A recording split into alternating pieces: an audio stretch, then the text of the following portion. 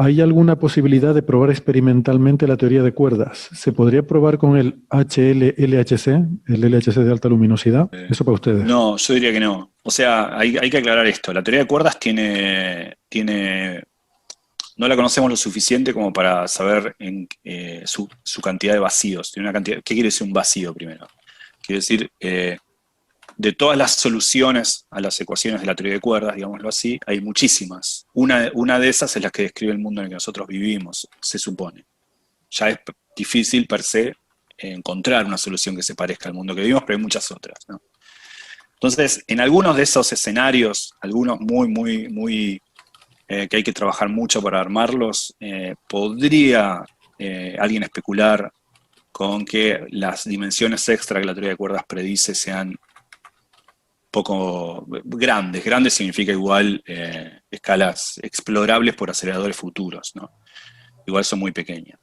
Pero en los escenarios más ortodoxos, razonables de teoría de cuerdas, no, porque no es un problema de que la teoría sea per se no comprobable, no es eso, no es que no sea falseable o algo así. Por ejemplo, predice cosas como la supersimetría.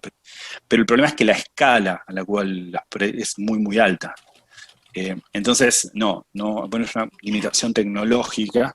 Y ese es un problema de la teoría. No como teoría, no es que es un problema que la invalide como teoría física en absoluto, ¿no? Pero es un problema porque uno dice, bueno, igual me gustaría tener algún tipo de comprobación, digamos, de las predicciones que hace la teoría, comprobación que yo el día de mañana pueda al menos especular que en generaciones futuras de aceleradores de partículas logre.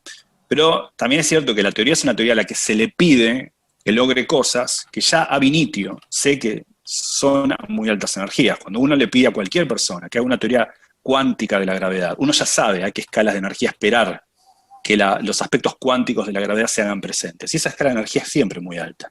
Estamos hablando de energías de la escala de Planck, por definición, seteada por la constante de Newton, digamos, mejor dicho, la inversa de su raíz cuadrada. Entonces, la teoría de cuerdas predice cosas muy concretas a esas escalas de energía. Antes de eso, no. Entonces es probable que no.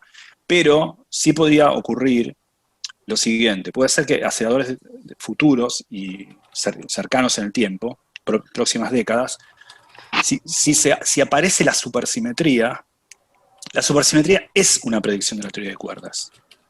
No es la única teoría que predice la supersimetría, no es que uno prueba. Pero la teoría de cuerdas necesita la supersimetría para que sea. ¿Qué pasa si la encontramos? Sería un gran impulso para la teoría de cuerdas. ¿Qué pasa si no la encontramos? La teoría de cuerdas puede siempre decir, no, lo que pasa en la supersimetría va a aparecer a más energías. ¿Está bien?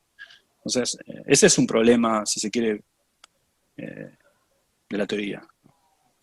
Sí, si quiero un comentario sobre el tema del HLLHC. El HLLHC, el High Luminosity, la versión de alta luminosidad del LHC, que es la que oficialmente se ha aprobado para hacer, mantiene la energía del LHC tope, que es de 14 teraelectronvoltios. Esos son 14.000 gigaelectronvoltios.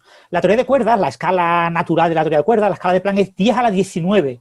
Es decir, es 1.000 millones de veces la energía del LHC. O sea, estamos hablando de una diferencia de escalas enorme, ¿no? Como ha comentado Gastón, el gran problema de la teoría de cuerdas es que si vive en esa escala, la escala natural de la gravedad cuántica, desde esa escala hasta la escala de muy baja energía que podemos observar en nuestro experimento, con rayos cósmicos observamos un poquito más, como mucho como 100 veces más que en el LHC. No logramos energías mucho más grandes. Es decir, estamos enormemente limitados a observar en una escala de energías extremadamente pequeña comparada con la escala natural de la teoría de cuerdas. Claro, la teoría de cuerdas se supone que conforme va bajando la energía aparece una supergravedad, que es una versión de la gravedad con supersimetría, después aparece una fuerza de gran unificación, que puede haber muchas posibilidades para ella, después todo eso va rompiendo, se van destrozando las simetrías y las bondades de la teoría de cuerdas hasta que llegamos a baja energía con un modelo estándar que es una cosa extremadamente diferente a lo que de manera natural predice en la escala natural para las cuerdas, ¿no? Entonces, en ese sentido, lo que contaba Gastón, ¿no? Nuestro universo es el vacío de la teoría de cuerdas, es decir, es la versión de la teoría de cuerdas sin cuerdas, porque la energía natural de vibración de las cuerdas, la masa natural de las cuerdas es la escala de Planck. Entonces, en nuestro vacío, lo que nosotros podemos explorar en el experimento, no podemos observar directamente esas señales, ¿no? El HLHC lo que va a hacer es, a la energía del LHC, observar 10 veces más colisiones. Entonces, el LHC tiene como objetivo alcanzar 300 inversos de femtobar, es una unidad de... ahora mismo tiene del orden de 100 y pico, 120 o así. Entonces, el objetivo en la siguiente tanda de experimento, que ya será la última, el siguiente run, que será el último del LHC, alcanzar esos 300, que casi con toda seguridad lo alcanzará. Se pretende que sea 14 teraelectronvoltios, no se sabe si se logrará o no, pero en cualquier caso, el HL-LHC debería de trabajar a 14 teraelectronvoltios de energía de colisiones de protones y alcanzar 3.000 inversos de femtobar, 3 inversos de atobar. Esos son los números que están alcanzando los experimentos que se dedican a trabajar con alta luminosidad en mesones B, ¿no? En mesones formados por quark B. Por ejemplo, Bell y otros experimentos, un experimento indio, un experimento chino, están alcanzando del orden de 1 y pico, inversos de atobar, es decir, del orden de 1000 inversos de femtobar, pero claro, en colisiones de mucha menor energía, ¿no? Entonces, el HLHC lo que está dirigido, está enfocado a alta precisión. O sea, tener muchas colisiones significa poder examinar procesos muy improbables, muy suprimidos en el modelo estándar. O sea, el objetivo no es buscar una nueva región de energía y buscar nuevas partículas de mayor masa. Entonces, hoy en día podemos descartar que haya... Lo limita a la supersimetría, claro, es muy complicado porque la supersimetría es extremadamente compleja, ¿no? Y hay que recordar que la supersimetría no es que asigne una partícula compañera a cada partícula conocida. No, es que asigna un campo compañero a cada componente de campo de cada de las partículas conocidas. Entonces, como tenemos del orden de 118 campos cuánticos conocidos, refutados, observados experimentalmente, tendríamos como mínimo otros 118 más en supersimetría, además de que necesitamos campos de Higgs, con lo que la supersimetría viene a predecirte como 122, 124 campos nuevos. O sea, si existe la supersimetría, hay 124 componentes de campos que se expresarán en diferentes partículas, se pueden combinar esos campos de diferentes maneras para expresar diferentes partículas, son una enorme barbaridad de partículas por descubrir. Entonces, no la hemos observado, no hemos observado ninguna.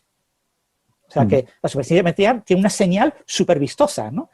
Se esperaba haberla observado en 1990, se esperaba haberla observado cuando empezó el LHC, era lo que se tenía que ver en el LHC el primer día, o sea, la supersimetría tiene que ser una cosa tan escandalosa que cuando enciendan la máquina que la descubra, la máquina lo descubrirá el primer año o el segundo año de colisiones.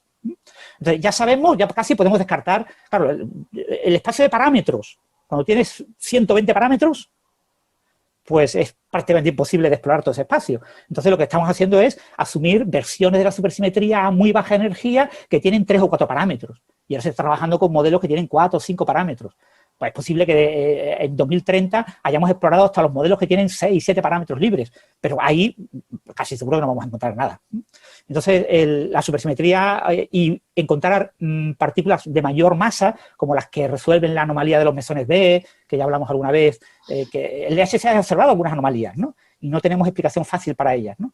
La explicación de consenso y digamos, la más parsimoniosa es que no entendemos la interacción fuerte y entonces cuando la entendamos mejor explicaremos estas pequeñas anomalías. Pero bueno, hay unas pequeñas anomalías en procesos muy raros, pues eso requiere fundamentalmente luminosidad, colisiones, y eso es lo que nos va a dar HL-LHC.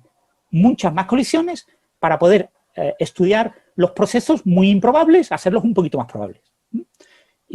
Pero no nos va a permitir explorar pues, partículas que puedan explicar alguna de estas anomalías que probablemente tengan masas por encima de los 10 teraelectronvoltios y requieran un colisionador de como mínimo 30 teraelectronvoltios. Un colisionador de hadrones, la energía máxima que puedes lograr en la mayor parte de los procesos es del orden de 1/3 de la energía de colisión. Entonces, si tienes 14, pues lo divides entre 3 y te quedas, pues, como mucho, cosas exóticas como los agujeros negros, las dimensiones extras, puedes llegar a 5 teraelectronvoltios por ahí, que es casi la mitad, pero en cosas de partículas no llegas a mucho más de 1/3, o sea, 3 y pico.